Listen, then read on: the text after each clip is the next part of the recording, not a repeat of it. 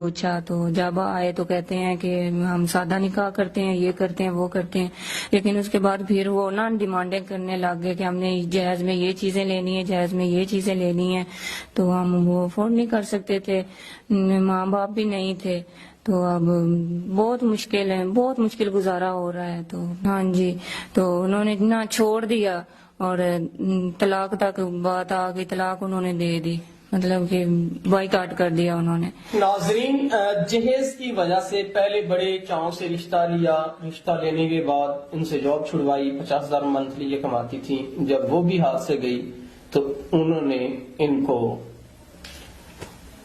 طلاق بھی دے دی۔ تو کس قدر طلاق کس بہانے سے دی گئی؟ جہیز کے بہانے سے۔ تو دیکھیں ہمارے معاشرے میں کتنی ہماری ذہنیت گر چکی ہے، ہمارا معیار زندگی کتنا، ہمارے ایک جو مینٹلی سوچ ہے اس کا معیار کتنا گر چکا ہے کہ ہم جہیز جیسی لعنت کی وجہ سے بیٹیوں، ہمارے معاشرے کی بیٹیوں کو طلاق دے دیتے ہیں۔ ہمیں ایسا نہیں کرنا چاہیے، اخلاقی طور پہ ہمیں ایسا نہیں کرنا چاہیے، ہمیں ان کا محافظ بننا چاہیے۔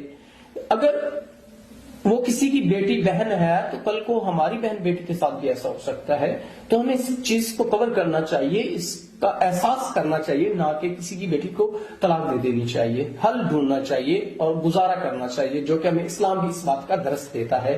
تو میں امید کرتا ہوں کوئی ایسا انسان جو اس جو متعلقہ کہتے ہیں آئی تھنک جس کو طلاق ہو جاتی ہے، تو اگر کوئی اس بہن سے شادی کی خواہش رکھتا ہے، ان کے کچھ زندگی کے معاملات ہیں تھوڑے بہت، اگر کوئی وہ شخص حل کر کے ان سے نکاح کرتا ہے تو یہ ضرور ان سے نکاح کرنا چاہیں گی، اور ایک ایسا انسان ہو جو ان سے جہیز کی ڈیمانڈ نہ کرے، ان کو ضروریات زندگی کی وہ تمام تر سہولیات فراہم کرے جو ان کا حق ہے۔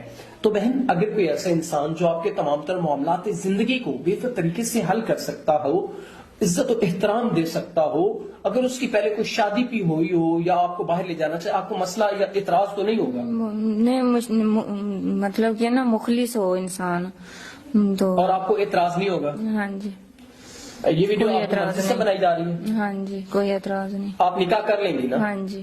ناظرین، تمام تر ویڈیو میں وضاحت کر دی گئی ہے، اگر کوئی نیک انسان جو پہلے شادی شدہ بھی ہو یا باہر بھی لے جانا چاہے، کوئی مسئلہ نہیں ہے، یہ بہن نکاح کے لیے تیار ہیں، اور انہوں نے بڑا اچھا، میں سلام پیش کرتا ہوں اس بہن کو کہ انہوں نے گناہ سے بہتر نکاح کو سمجھا اور ہمارے پلیٹ فارم پہ آ کے آپ کو نکاح کا پیغام دیا۔ امید کرتے ہیں کوئی نیک انسان ان سے نکاح کر کے ان کی زندگی کے تمام تر معاملات سلجھائے گا۔ تو اسی کے ساتھ اپنے میزبان نواب احمد کو دے اجازت، خدا حافظ۔